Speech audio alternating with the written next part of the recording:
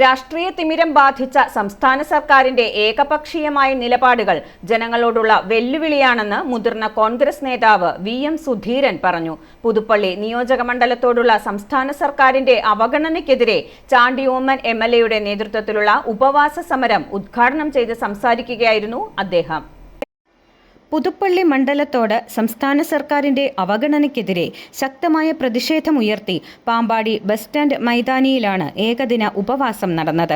Pampady bus stand പരിസരത്ത് രാവിലെ 8 മുതൽ വൈകിട്ട് 5 മണിവരെ നടന്ന ഉപവാസ സമരം മുതിർന്ന കോൺഗ്രസ് നേതാവ് വി.എം. സുധീരൻ ഉദ്ഘാടനം ചെയ്തു.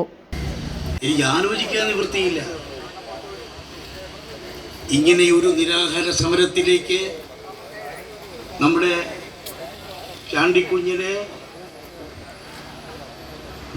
സർക്കാർ തള്ളിവിടാൻ പാടില്ലായിരുന്നു എന്നാണ് ഇതേക്കുറിച്ച് എനിക്ക് പറയാനുള്ളത്. ഈ സർക്കാരിൻ്റെ രാഷ്ട്രീയ തിമിരം ബാധിച്ച ഏകപക്ഷീയമായ തെറ്റായ സമീപനത്തിൻ്റെ സൃഷ്ടിയാണ് ഈ സാഹചര്യം.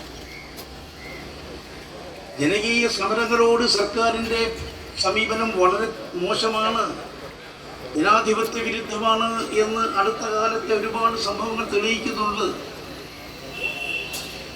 ന്യായമായ ആവശ്യങ്ങൾക്ക് വേണ്ടി ആശാ സഹോദരിമാർ സമരം ചെയ്ത് 65 ദിവസം പിന്നിട്ടു.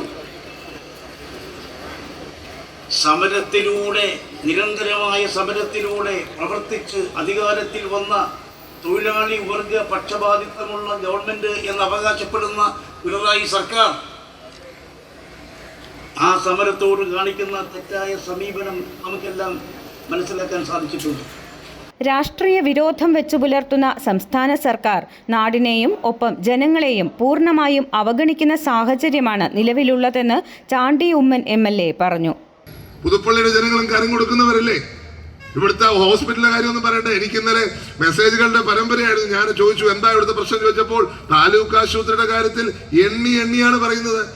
ചികിത്സ കിട്ടാൻ അവസരമില്ല, ഒരു തരത്തിൽ മരുന്നില്ല. ഇത് തന്നെയാണ് തോട്ടയ്ക്കാട് ആശുപത്രി അവസ്ഥ. ഓരോ ആശുപത്രി അവസ്ഥ എടുത്താലും ഈ തരത്തിൽ നമ്മുടെ നാടിനെ അവഗണിക്കുന്ന ഒരു സമീപനമാണ് സർക്കാർ എടുക്കുന്നതെന്ന് പറയാതിരിക്കാൻ സാധിക്കുന്നില്ല. ഏറ്റവും അവസാനം മൃഗാശുപത്രി ഇവിടുന്ന് കൊണ്ടുപോയി വൈക്കത്തേക്ക്. ഇങ്ങനെ ലിസ്റ്റ് എടുത്താൽ എന്റെ അവഗണനയുടെ കാര്യം ഞാൻ പറയുന്നില്ല. Block Congress president KB. Gireeshan അധ്യക്ഷനായിരുന്നു.